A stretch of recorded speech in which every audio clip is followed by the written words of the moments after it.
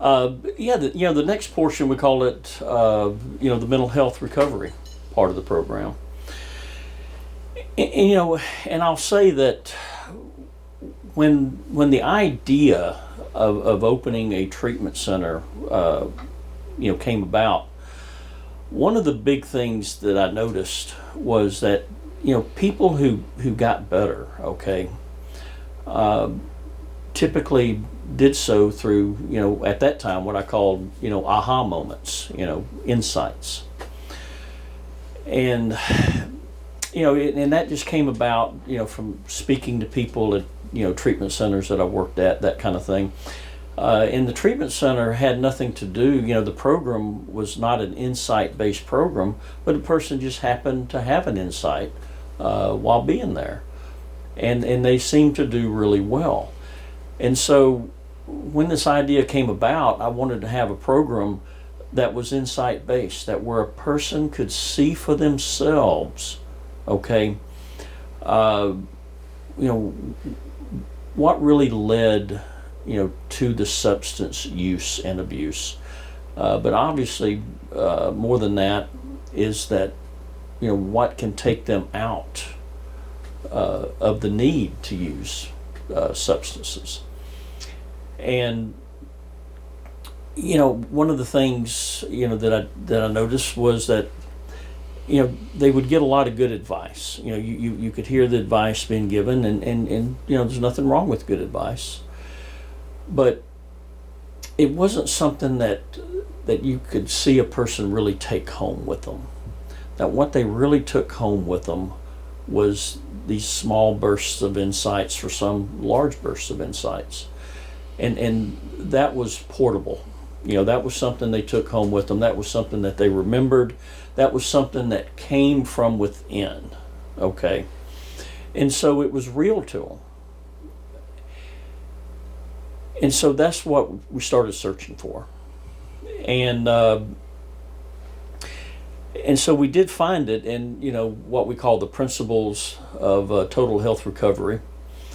And, basically what we're doing and what we're trying to help people to see is that inside out nature of our experience.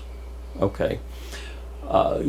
As we've talked about several times before, we talk about our conditioning of outside in nature and how that creates the fertile soil for addiction. And so what we're trying to do is make that ground fallow, for addiction to take hold.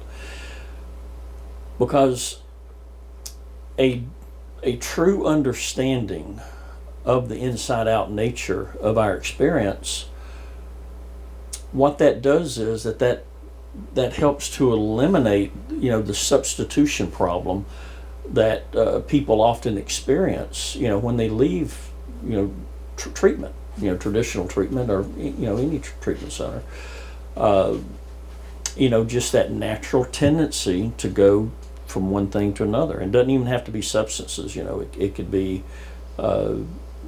sex, gambling, whatever.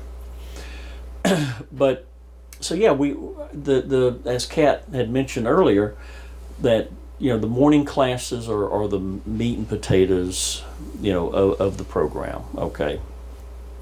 That we're getting into the principles of health realization, helping people to see and to understand the true inside out nature of our experiences, helping people to kind of understand levels of awareness and how they will rise, but they'll also fall depending on our mood states. And of course, when we're in low mood states, we don't make decisions at that time. But just an array of things to help people to see for themselves, okay, maybe why they made that decision in the first place, to pick up, the drugs or alcohol or whatever it may be. And then, of course, also to help them see for themselves, that maybe drugs and alcohol doesn't make sense anymore. that I have this innate happiness. Okay, I have this innate baseline, if you will, of being healthy, in mental health, to be calm, to be peaceful, that I have everything. And we offer yoga, meditation, stuff that can help a person to quieten their mind. Okay, because for a lot of us, we've got this spinning mind that just constantly, thinking, this hamster wheel, if you will.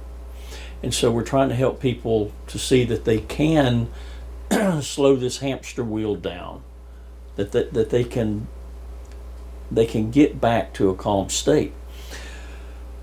One of the differences is that we also try to help people to understand that really in the long run it's not the yoga and it's not so much the meditation as it is just an occurrence, if you will, for the mind to be able to quieten down, but that people have the ability to do that on their own, okay, at any given time, that we don't have to take our thoughts so seriously. We're not our thoughts. We don't have to take our thinking so seriously. And so the whole program is really designed around that and designed to help a person to have their own insight. And I just cannot express how important it is for a person to see that for themselves. Because once they do, it's real to them. It's 100% real. And it can never be taken away. It is portable. Anything you have to add on that, Kat? Yeah, the value of insight is huge, and it's such a little word, and I always try to find a way to express just how important it is, because when we can give someone a list of instructions, a list of things to do, a list of do's and don'ts. Typically folks that have experienced addiction have already had those types of instructions and suggestions, and they're not helpful because they don't really see they're not understanding how it's going to be helpful or that it's going to be helpful, and so it doesn't make sense for them to keep doing those things. The power of an insight is like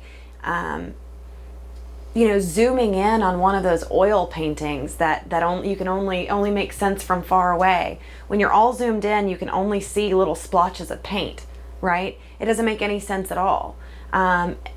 Having an insight is like being able to step back and zoom out and seeing a little bit more of the picture. It starts to make sense to you. And that doesn't mean that you won't get close again, but you never forget what you saw. You always have that, it makes sense now. And that power of insight, the great thing about it is that it doesn't stop. It's continuous. There's always further to zoom out. There's always more of the picture to see. And once I can see it for myself, it makes sense in a way that is so much more profound than anyone else explaining it to me. There's just no substitute for an insight. It's absolutely invaluable.